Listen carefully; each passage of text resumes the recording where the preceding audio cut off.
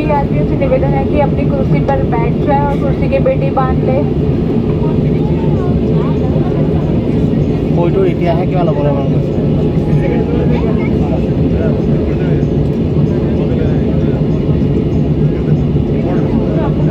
কি হৈছে বেবি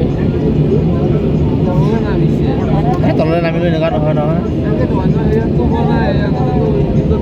ডাৱৰ খোৱা কাৰণে আছে বেছি ডাৱৰ বেছি ডাৱৰ আছে